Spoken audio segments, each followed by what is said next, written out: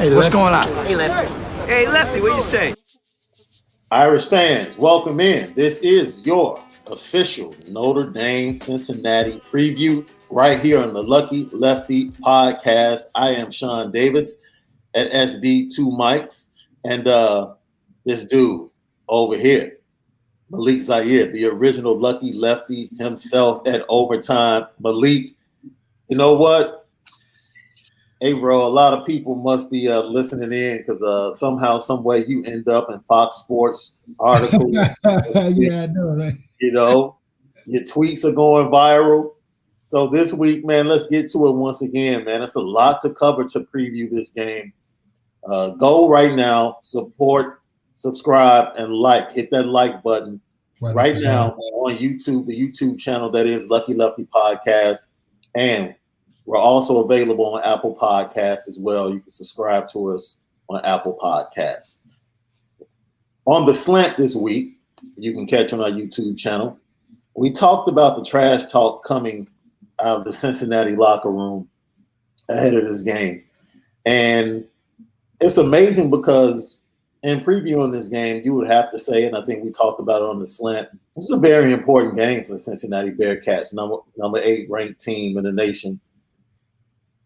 Luke Fickell, career-defining, program-defining for the Cincinnati Bearcats. It's like it's okay that they walked into the state of Indiana and they defeated the Hoosiers a couple of weeks ago in a game that was like a roller coaster because early on, Indiana definitely had the upper hand.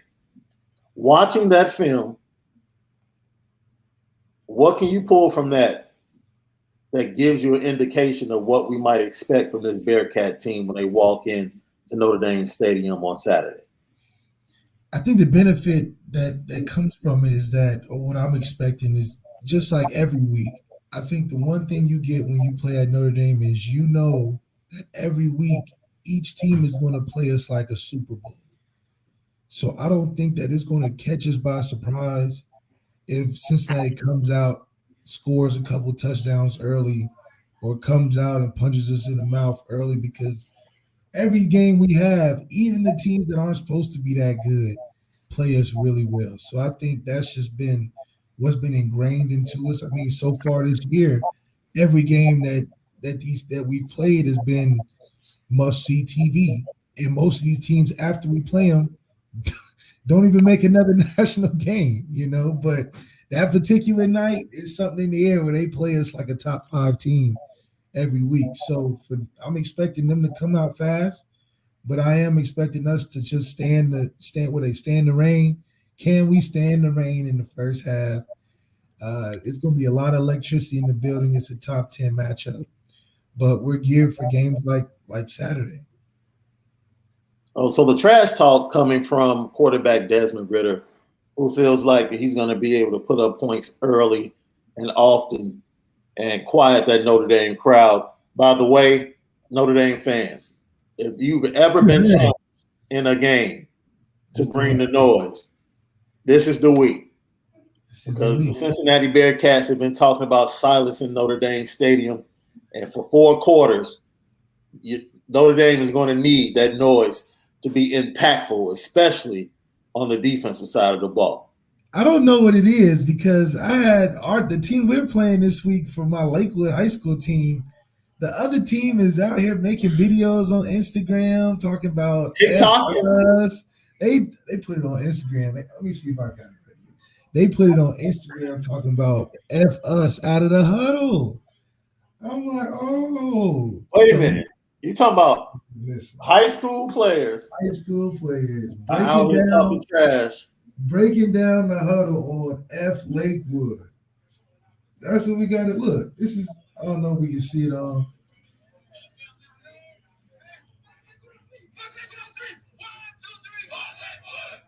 That's real crazy. I don't know if you heard it. So let's start. Go right there. Let's bookmark that right there. We got to bookmark this. Your players,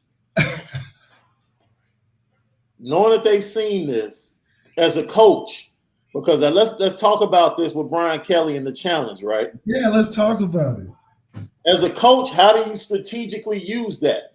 Like, you don't want that to be the focus. You don't really want your team to be emotional about that. You want them to focus on the game plan and the task at hand. So how do you balance using that to motivate your players, but at the same time keeping them focused, but so that that's not the 100% energy they go into the game with? Man, it's tough because as a player not that far ago and now being a coach, my whole thing is, yeah, we're going to respond. I'm thinking of it like, yeah, but as a coach, it's changed for me because you're right. You got to be able to keep the emotions during the week of practice, focused on the game plan and what we have to do. So put the energy into the game plan and what those plays that we have to be able to go out there and really show them that they're the little brother. And I'm sure Coach Kelly is feeling the same way. He sees Cincinnati as the little brother to Notre Dame. That's why he left. He upgraded. It's like the pretty girl in school. It was like freshman year, he dated the ugliest one. By senior year, he had upgraded to the best one in the school. So Coach Kelly sees the upgrade. You know, we see what we need to do as a team. And any team that's that desperate to talk. I mean, good grief, Desmond Ridder desperate to talk. The other team that we're playing is desperate to talk. It just shows that their mind is on everything else but the game. So the one who can execute the most is going to come out on top, and that's what we try to focus on. That's why you never commit to the first one you see, whether it's high school or college. Like, when you step onto a college campus, the first beauty you see, I understand how you feel. You're like, oh my God, she's the most amazing, most beautiful girl I've ever seen in my life. But you have yet to see the full stop. You have yet slow your roll. Yeah. Slow your roll. Like freshman year, you'll literally go the first semester. And then you come back second semester and you see people like, man, you go here? Yeah, like where was you at? I was head up Susie butt. You know? Right. So, yeah, slow down, man. Just a PSA for all you kids that might be in college or going to college or high school, man. Slow your roll. Slow your roll. Slow your roll. It's not going nowhere, man. I promise. Like Kanye said, drive slow, homie. Drive slow. So let's look at the matchups. Notre Dame defense against the Cincinnati offense. Desmond Ridder. Hey, we put Brian Kelly on the petty train this week for calling Desmond Ridder a sneaky, accurate passer. Yeah. But Desmond Ridder, very athletic, can hurt you with his legs as well as his arm. Throws a really nice deep ball. Intermediate passes may be where his inaccuracy comes into play, especially if you can get pressure on him. Notre Dame has been very, very good. The most sacks in the first 4 games as a defensive front since the 2012 group that eventually faced Alabama in the national championship game. So the defense, and it's amazing because Clark Lee, Marcus Freeman's predecessor as defensive coordinator, now the head coach at Vanderbilt, it seems like he put the players in position to work as a unit, but not to be aggressive and to be as disruptive as Marcus Freeman is asking his players.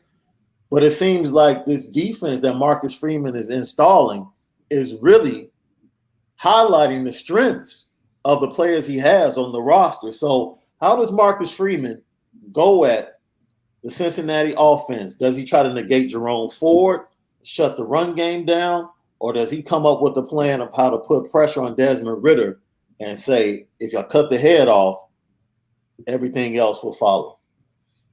I think it's interesting because he's been there. So his understanding of the team is probably different than what you would get on a normal game week.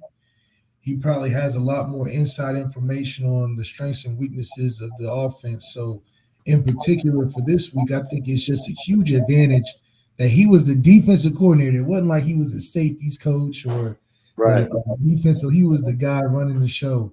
So if anybody knows that their offense the best, he probably will. So I'm sure he'll have a different answer to anybody that analyzes this game. But from my perspective and what I believe he should do is definitely be able to put pressure on the quarterback. I mean, the quarterback asked for it, so this is the game you give it to him. Let the defense just continue to be a production of pressure.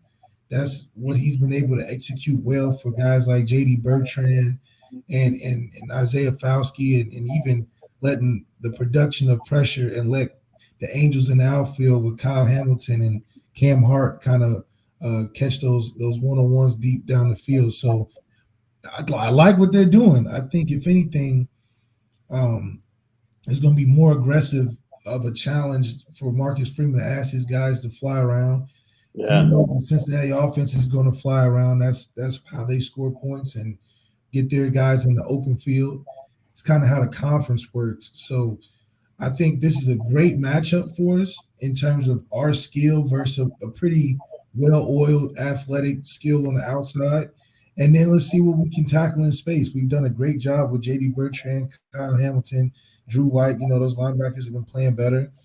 So this would be the culmination of all the games that we had so far. Yeah. With it just kind of caps off the first kind of quarter of the season for us as a big exam. You can look at it, a semester exam for us. And the wide receiver core is going to be challenging. A familiar name to Notre Dame fans, Michael Young Jr., Notre Dame transfer over there at Cincinnati. Great slot receiver, can make things happen with the run out the catch. They have Alec Pierce. They're big guys, about 6'4", 6'5". He's their 50-50 guy, especially in the red zone. Throw it up, let him go get it. And then Tyler Scott is kind of like their Braden Lindsey. He takes the top off the ball. They like to get the ball to him deep. So they'll be formidable on the ground with Jerome Ford and also in the passing game. So it'll be very interesting to see how Marcus Freeman, because Notre Dame is blessed each and every week on both sides of the ball to have a chess piece that dictates to the opposing coordinator. Like Michael Mayer dictates to that defensive coordinator, and then Kyle Hamilton dictates to the offensive coordinator. So last week we saw Kyle Hamilton and Marcus Hamilton use him to take away Ferguson. Like the tight end for Wisconsin in the passing game was Graham Mertz's safety blanket. That's who he was going to go to, especially on third downs. Kyle Hamilton just took him out of the game. Said, you're not going to throw to him, find somebody else, go to option 2 and 3. What I would say, more offensive weapons than Wisconsin, maybe not as good as an offensive line. And we'll get to that as well, because the offensive line for Wisconsin, I think, is 10 times better than the offensive line for Cincinnati, especially if you look at that film and how Indiana just manhandled them early on. Yeah, whatever they wanted. Yeah, whatever they want. So now they have all of these weapons. What does Marcus Freeman do? Because they have good tight ends as well. Wiley's a very good tight end. He was actually recruited by Notre Dame out of Ohio. Do they once again take the tight end away, or do they play more of a center field because they have multiple guys that can hurt you in the passing game? How do you think Marcus Freeman is going to use that chess piece, Kyle Hamilton, this week? I think that he's going to put him more on he's going to trust the outside, the secondary with Cam Hart out there, and he's going to play him more in the box. I think this is more of an RPO team, RPO type of offense with Cincinnati, and then take shots down the field. So Kyle will be in control of that box, being that read defender is what the offense will look at him as a run or pass option key read. And for me, I think just Marcus Freeman should make this offense one-dimensional. And I think it go either way. If you're going to put all the attention on stopping the run, I think we'll be safe enough to have Desmond Ridder try to win the game himself, and then vice versa. If we put the pressure on Desmond, then I feel comfortable we can win the game with Gerald Ford trying to win the game on the ground. I do think that Notre Dame historically at this point, has the tradition and the credit of being like a Alabama type defense to other teams outside of the Clemson, Alabama. So you need a pretty damn good quarterback that's, first round ability, top pick ability to have a really good day to beat us. Now, anybody can play us well, but to beat us, I just think it takes a top type of quarterback. I mean, we're winning 10, 11 games each season. It ain't like many teams are beating us, but the teams that are beating us, are those type of guys. So I think our defense has the credit, And do I think that Desmond's a top 5 quarterback, top 5 pick? I don't think so, So I do feel comfortable if he tries to go for 400 yards. Then if he does, then I think we'll be okay with that. But making them one-dimensional is the key.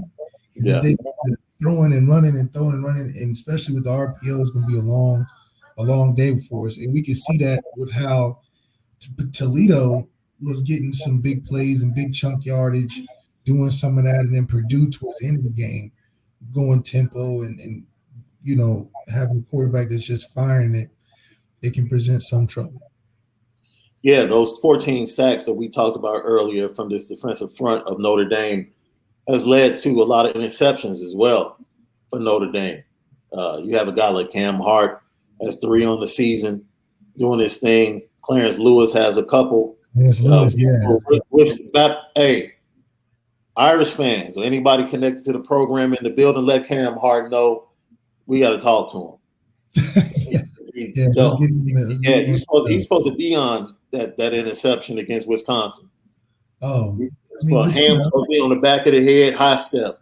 We don't run out of you don't run out of bounds. For a guy that's transitioning, though, he is playing. But he's a wide receiver. That's the crazy thing. He's a wide receiver. He should know what to do when he gets the ball in his hands. Even crossover guys lose that touch when they get on that defense end. So now he's forgotten his foundation, which is catch the ball and run with it and score. Get money. Yeah, that's right. But leading to interceptions, and Desmond Ridder has had the propensity to throw off his back foot, put the ball in dangerous spots, and trust his receivers to come down with it. If you do that, especially early on, and make a big mistake early on in Notre Dame Stadium, the game can get out of hand really fast. Yeah, with a guy talking that much, in the week leading up to the game, you know that he has a lot of confidence that he's trying to fit balls in. He's going to try to put the team on his back. Yeah, and that's just a recipe for tip ball interception. And I'm excited to see how we do respond from tip balls, and we make plays. So it'll be interesting. I think he put a little pressure on himself, but it's the team that we can really get some good advantages on. Yeah, it's going to be a very interesting game for all you bettors out there. Notre Dame is plus 110. Cincinnati is minus 130 on the money line. The spread, of course, Notre Dame comes in as a 2-point underdog at home to Cincinnati. Just think about that. If you had told me that will ever be a headline, that Cincinnati is coming into Notre Dame Stadium a 2-point favorite, I would have told you were crazy. Cincinnati? Like, you must be talking about Ohio State. There's no way Cincinnati is coming into Notre Dame Stadium a 2-point favorite, but that seems to be the case. And the over-under for this game is 50.5. Notre Dame has hit the over in 3 of the 4 games. And, of course, Cincinnati is averaging over 40 points, but the Notre Dame defense is giving up 19.7 less points per game, and that's including a somewhat shaky appearance or shaky output down there in Florida State, where they allowed the Seminoles to score over 30 points. So if you take that game away and you look at the sample size of what Notre Dame defensively has done since that Florida State game, was the first time on the field trying to play that Marcus Freeman defense, this defense has been really good, and some could say dominant. I believe that we'll hit the under this game due to the juggernaut of the game, in my opinion, is the offensive line and Kyron Williams. I think this is the game where we really get into our run, and we really show that through the run we'll have more time possession, which will lessen some of the possessions for Cincinnati, which I do believe Coach Kelly wants to do. He wants to limit those possessions for Denbrock on the other side. Yeah, who Denbrock has an advantage in the sense that he also knows Marcus Freeman and he knows Coach Kelly especially. So if it comes down to a situational game where Cincinnati's offense is going in for the win, I think that's a situation Coach Kelly doesn't want. And because of that, I think we'll have a stronger showing in the offensive line in that running game, and our belief that, even though Cincinnati has the upper hand in Vegas, we know they don't have an upper hand in size. So offensive line and Kyron Williams being a tough runner with Chris Tyree as that thunder lightning combination, it'll make it tough to get us off the field. And I think that'll be our biggest advantage in this game. Let's flip over to the other side. And what most people are probably interested in seeing, what version of the Notre Dame offense are we going to get? Are we going to get the version that showed up against Florida State, or are we going to get the version that struggled at times against Wisconsin and Purdue and Toledo? Game plan last week, because of that great Wisconsin front seven, stout, fast, top 3 annually, come out, spread them out, throw the ball. As we said before, along the fronts, I believe the defensive front for Cincinnati is a little bit better than the offensive line. They can rush the passer a little bit. The structure of the defense is very similar to what Notre Dame sees in practice and has seen all summer, because Marcus Freeman was the designer of the defense. So they're small, they're quick, they're fast, and the linebackers and the safeties are very active. They have really good defensive backs. They love to play man-to-man. So Tommy Reed's knowing all of this. Do you come out? And I think you kind of, gave a hint of where you might go with this. Do you come out with the same game plan, saying we're going to throw the ball 40 to 50 times? Or do you say to yourself, hey, they're smaller than us. This is the game that the Notre Dame offensive line shows that is here and it's gotten better. Yeah, this is a game where the fans change their perspective on saying our O-line is terrible and all this stuff, because I do think, one, the O-line hears that, and two, that this is a game of physicality. Them playing man and doing some of the things that our team has seen in practice offensively, I do think it will present some problems for us because we're not great yet against man defenses. Purdue did a lot of third down man, bring pressure, and we wasn't able to be successful and got lucky on some of those plays. So Cincinnati is going to see that and do the same thing, play man and bring some pressure. But because they are smaller, this isn't a Wisconsin-sized team. This is where we become physical and get back to our traditional O-line, being physical and tough, outside zone, inside zone, and then Kyron being the back that he's best at being, which is last year's getting behind those guys and moving the chains. So this is where the narrative of the offensive line changes, and it's going to be because of the physical run and time of possession that will eat up trying to keep the other team's offense off the field.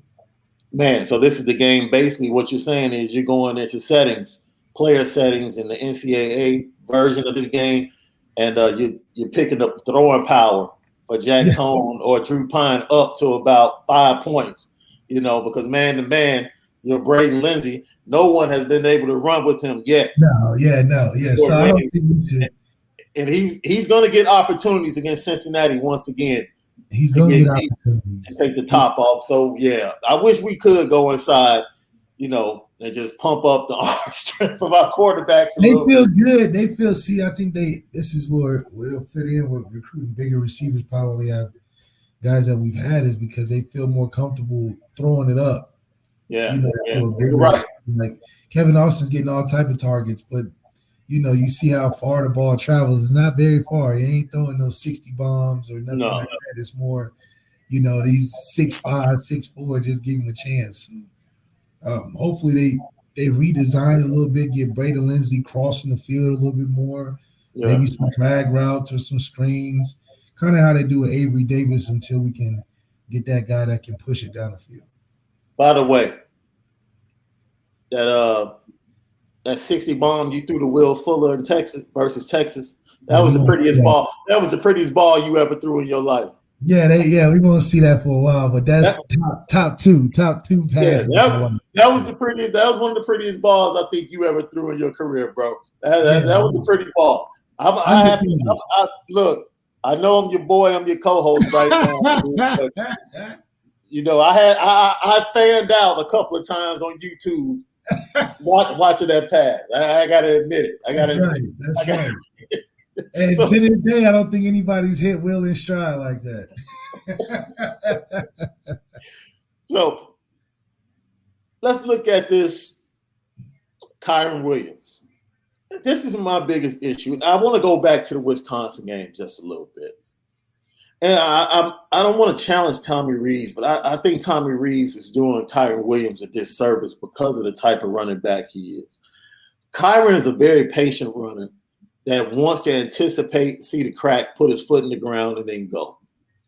And he ran a lot of pistol, straight ahead runs with Kyron against Wisconsin. And I thought, man, as stout as this defensive line is, why are you running straight ahead? Like, make them move left and right and give Kyron an opportunity to find a crack with his patience and get up the field. And I would like to see a little bit more zone blocking, stretch plays with Kyron, giving him the option to either get outside of the defensive end and beat the linebackers, or, get a linebacker the opportunity to over pursue and cut backside. I think that's the type of thing we need to do in the run game.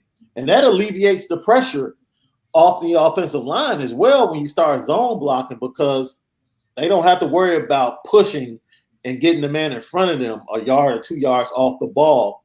It's like, yo, we're moving this way. I block the guy that's in my zone, and then I try to get up to the next level. What are your thoughts about that as the quarterback? And then it's just really dangerous to run RPOs, run a pistol at 3 yards, and then the quarterback is still in the same spot. Like, we have to find ways to help the offensive line and then, not give the defense the same look as far as the quarterback, where they can just know that the quarterback is going to be on that spot every play. Yeah, man, it's just the style of quarterbacks that you got that affect the run game. When you with Tyler Buckner, for instance, when he's in there, the run game looks a lot more seamless. The offensive line looks like they're blocking a little bit better. You're seeing guys squirt out for more yards. You see Tyler Buckner running for his life back there, but he's making plays. So when the defense has more to worry about, the holes get bigger. And for Kyron last year, you got Ian Book making plays. You got the offensive line being dominant. Those holes were bigger for him. And so you got to find better matchups and better styles for Kyron to be able to do what he does best. And that means different looks. If we're going into a pistol formation, heavy 2 tight end type of set, where you're, obvious run, with an offensive line that's not there yet, it'll be harder for them to create those holes knowing this run. When Chris Tyree gets in there, it looks like it's kind of like the Zeke and Tony Pollard effect. Tony Pollard just looks more electric when he's in there because they're doing different runs for him, where the defense isn't thinking like, oh, we just got to gear down and anchor down. Well, Chris Tyree might mess around, catch a flat. He do different things. But when Kyron goes in there and they're pistol formation and Michael Mayer's in with his hand in the dirt, teams are gearing down to look for that run. So I think because Kyron's more on the front end of the offense, like, this is the guy we got to worry about. Teams are just more in tune. That's all. So for Tommy Rees, the challenge will be to be more creative, to find more looks for Kyron to be successful in. I still think he's a great back, and all the attributes are still there. It's just with a younger offensive line where we can't just kick ass going left, right, and middle, it'll take a little bit more for us to find some of the cracks. So it's going to require an all-team effort to find some ways for him to get more explosive plays. And we're going to continue to reiterate. Yeah, like how they squeezed him out against Purdue on 4th down and 1-on-1. So those are the type of things. And we're going to continue to reiterate, man. You heard it here, and we've been telling you, be cool. Eventually, be cool. This offensive line is going to get it. We've been spoiled as Notre Dame fans to have great offensive lines, and now we get to experience very similar to Lincoln Riley and the Oklahoma Sooners, what they're experiencing this year. Their offensive line is not the traditional Oklahoma offensive line. And what's happening? Spencer Rattler is struggling. It's average, yeah. Everybody is struggling. It happens. Hey, you have to. I bet you to say by the end of the year, their offensive line will be better. And you'll see the Spencer Rattler that we expected.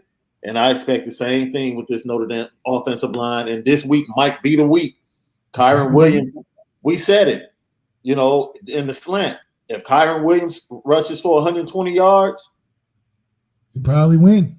No, there's no problem. There's no problem. If he rushes for 120 yards, that's time of possession.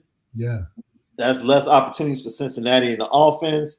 That means that offense is getting tired, and that means play action to Michael Mayer over the middle and big plays down the field. All of that is open. That's kind of like a 99% probability rate. Yeah. If we get 120 rushing yards from Kyron Williams.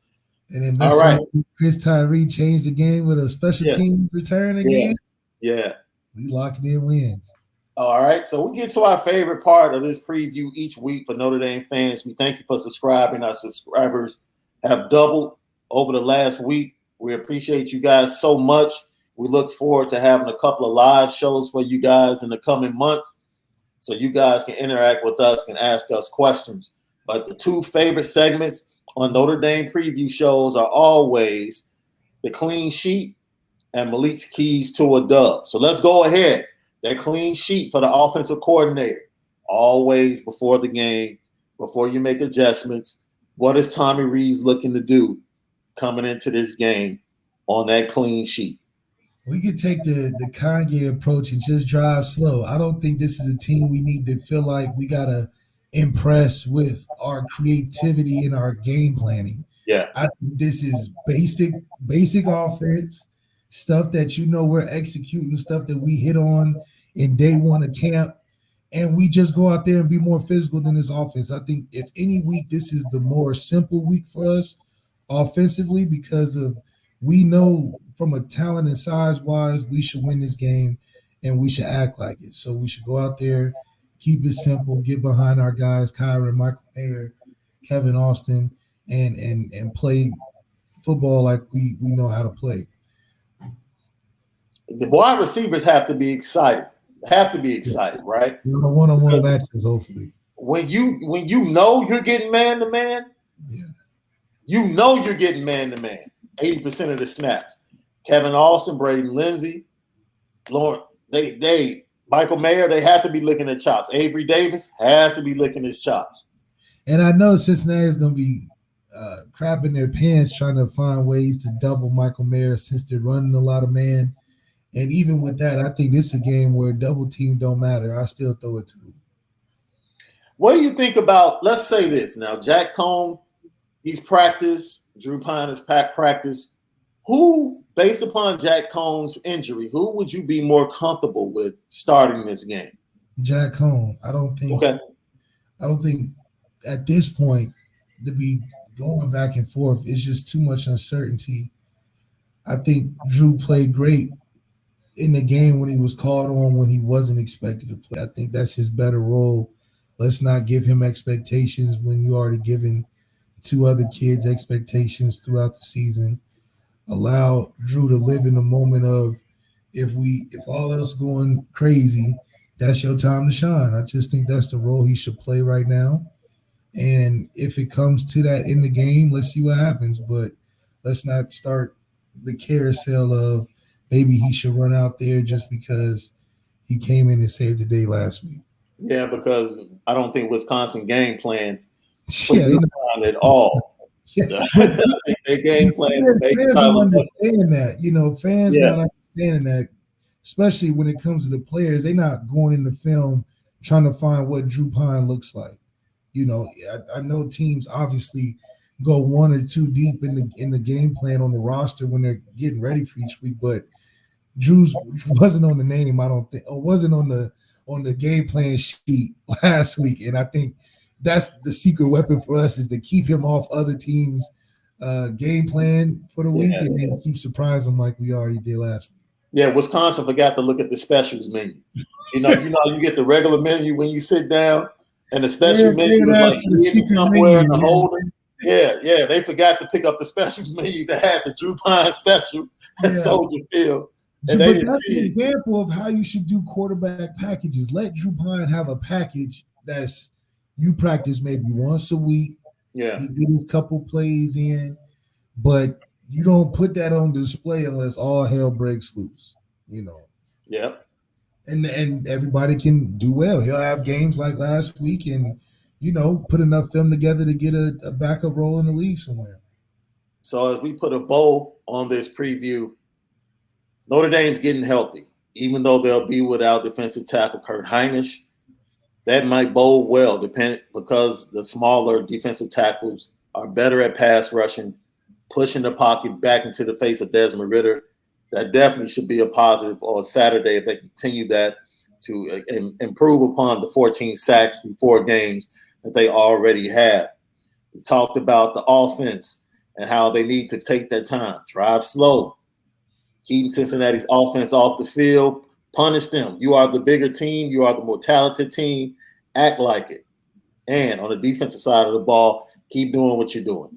Continue to be dominant. Make plays. I would actually too include make the other team desperate. Let's see if we can push them behind the sticks and make their offense play desperate. Make Desmond feel like he's got to go win the game because they can't run it, or they're playing behind, or whatever the case is. If we can make them play desperate offensively, we'll see some more turnovers as well. Yeah, being down 10 at Indiana is totally different than being down 10 at Notre Dame. Yeah. That's totally different. All right. For playing keep away, but yeah, you're right. This is everybody's favorite segment. You got you ready? I'm ready. It's Malik's keys to a dub.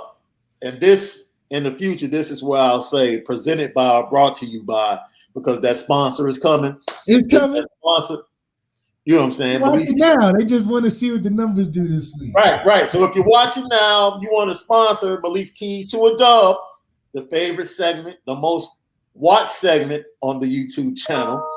That's right. Yeah, hit us up right there at Lucky Lefty Pod. Hit us up, inboxes, get in the DMs. Hey, we'll love for you to sponsor Malik's Keys to a Dub. So the number 7 ranked Cincinnati Bearcats come into South Bend. A lot of trash talking, a lot of connections on both sides. Brian Kelly, 34-6 in his seasons at Cincinnati, went to a Sugar Bowl, went to an Orange Bowl. You have Luke Fickell, Marcus Freeman, both went to Ohio State. Marcus Freeman was his defensive coordinator, now defensive coordinator in Notre Dame. Offensive coordinator Mike Denbrock was the offensive coordinator, your offensive coordinator at Notre Dame at one time. Michael Young, transfer from Notre Dame, big-time wide receiver for Cincinnati. Tons of connections. The game will have a lot of emotions. What are your keys to a dub on Saturday? Man, keys to the dub, it starts with the offense. It's big brother versus little brother type of football, and it's going to have to be us being physical and running the ball. Let's go out there, get time of possession, establish and change the narrative of the offensive line from being not as a hold up, but they're going to hold up this game and be spectacular. So let Kyron and that offensive line control the game and be big brother to our little brother. Second key to the game, make the offense play desperate. Get them behind the chains. Let them play from a 2nd and 15, a 3rd and 12 position, and we'll guarantee more turnovers. Let that pressure get on Desmond. He's been talking a lot. Let him feel the pressure of what it's like playing at Notre Dame Stadium, saying it's not going to get loud. And last but not least, can we stand the rain? They're going to punch us in the mouth and give us their best shot in that first half. If we can come out of that first half, with something less than being down 3 or up more than 10, I think we'll be in a good spot. But can we stand the rain in that first punch they're going to give us? If we can do that, we'll be able to last to the second and through the game. Yeah, I think I have this game right now. A couple of publications, they have me down 34-24 Notre Dame. Mm-hmm. Yeah, I think Notre Dame puts up 30 points, and I think, Cincinnati's used to putting up 40. They haven't seen a defense. They haven't seen a defense like Notre Dame. And they got big-time special teams. They do. Big-time special teams. But special teams gave them 2 great punt returns to come back in that Indiana game and a kickoff return for a touchdown. That's right. And I'm definitely giving that some heed, because special teams makes a huge difference in the game. But however, I do think that we have the right stuff and heading in the right direction each week to come out with this victory. I'm personally giving it. I think Cincinnati can squeeze out 24 points, but I'm definitely putting us in the 30 to 35, 30-35 range. I'll go 35 and say that we capitalize in the second half and like we did last week and get some offensive touchdowns instead of defensive pick sixes.